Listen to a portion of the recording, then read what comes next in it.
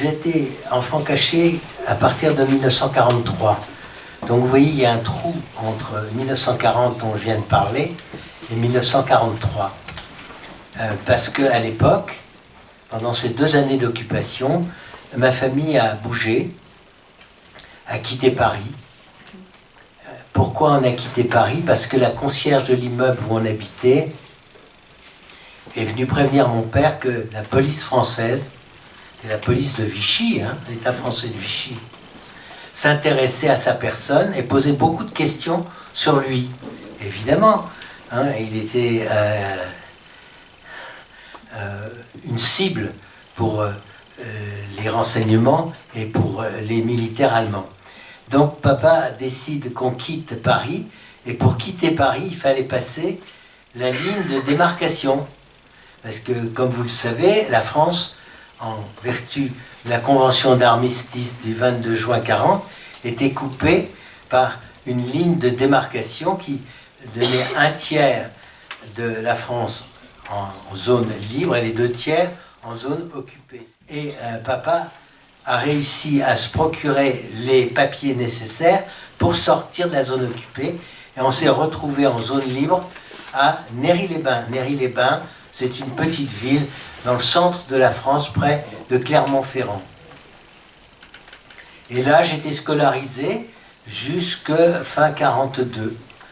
Il n'y a pas d'histoire particulière qui s'est passée à Néry-les-Bains, sauf que maman a été contrôlée par les gendarmes comme contrôle de routine, et en présentant ses papiers, ils ont vu marquer, et vous le verrez tout à l'heure, je vous le montrerai, des papiers d'identité sur lesquels il y avait un cachet épais de l'épaisseur de 2 pouces, sur lequel il était marqué, comme si sur vos papiers d'identité, on mettait votre religion. Et bien là, il était marqué juif, parce que ma famille est de confession juive, et donc de ce fait, mon père, qui était un homme qui respectait la loi, quand les Allemands ont exigé un recensement de tous les juifs qui étaient en France à l'époque, eh bien, il est allé se déclarer. On devait se déclarer dans les mairies ou dans les commissariats de police ou dans les gendarmeries. Pas dans les mairies, dans les commissariats de police et dans les gendarmeries. Et on vous délivrait une pièce d'identité sur laquelle était apposé le signe de votre religion hébraïque. Donc on était vulnérable, puisque quand on subissait un contrôle d'identité, on était susceptible d'être arrêté et interné dans des camps d'internement que le régime de Vichy, le régime français de Vichy, avait institué, bien sûr sous la pression allemande, mais il contribuait à mettre en place tous ces camps d'internement. Une grande partie de la guerre a été consacrée à des étapes de fuite pour échapper à d'éventuelles arrestations. Soit parce que mon père était recherché, soit parce que nous étions juifs. Il se trouve qu'arrivé à Moissac en 1942, le 8 décembre 1942, nous avons rejoint une partie de la famille, dont une de mes tantes et mon oncle, le frère de maman, était à Moissac.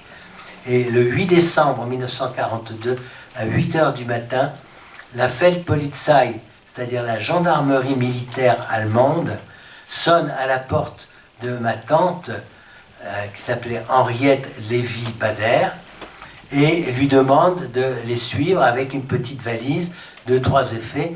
C'était en fait une rafle de juifs qui était organisée pour les besoins de convois de déportation.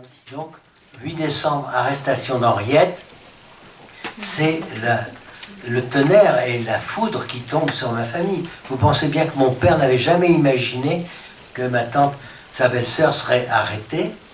Et il décide, à partir de ce moment-là, et c'est là que je vais répondre à la question, il décide, pour protéger sa famille, de la couper en 2 parties, pour être moins vulnérable. Une partie, c'est ma maman, mon frère aîné et moi, nous allons dans une ferme à 7-8 km de Moissac, Et mon père et mon frère mon frère Pierre, s'en vont dans une autre ferme à 8-10 km. On était donc moins vulnérables. Je deviens un enfant caché après le mois de mai 1944, exactement le 16 mai, parce que mon frère Pierre est arrêté, et pour nous protéger, papa nous fait fuir de Moissac, et nous sommes là vraiment sous la protection d'amis qui nous ouvrent leurs portes et qui nous protègent. J'irai donc à partir de là à Pennes-d'Agenais pendant une semaine, et quelques jours après à Tournon-d'Agenais, et enfin à Villeneuve-sur-Lot. Et le maquis du Tarn-et-Garonne, dont mon papa était un des membres actifs, qui vont organiser nos refuges. Et ils trouvent donc des familles de résistants qui nous ouvrent leurs portes pour nous protéger et nous mettre à l'abri. Et maman sera accueillie avec Jacques et moi-même à Tournon-d'Agenais, à l'Hôtel de France.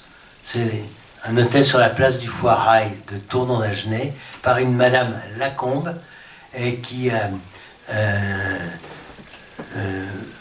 donnera un travail fictif, mais un travail à maman, qui sera donc au restaurant de cet hôtel comme serveuse. Et mon frère Jacques et moi, nous serons à ses côtés, cachés, mais aux yeux des gens, nous n'étions que des réfugiés. Les gens ne savaient pas qu'on était juifs. Hein. On n'allait pas l'afficher ni le proclamer. De toute la population d'Oradour-sur-Glane, qui a été faite avec une barbarie incroyable par des éléments d'une division SS qui s'appelle das Reich, et qui venait donc du sud-ouest et qui remontait vers la Normandie. Voilà.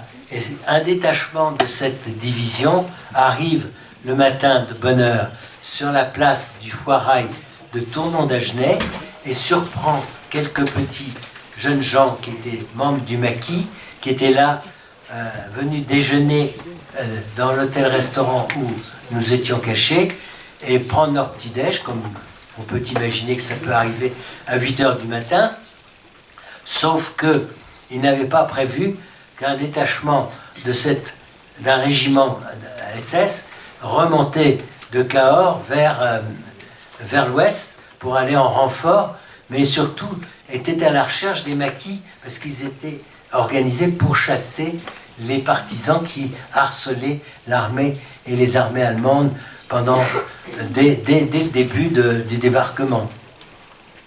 Et ça a été un choc absolument terrible. Les Allemands ont surpris ces jeunes. La plupart qui ont essayé de fuir ont été abattus, et ceux qu'ils ont arrêtés dans l'heure qui suivait ont été fusillés.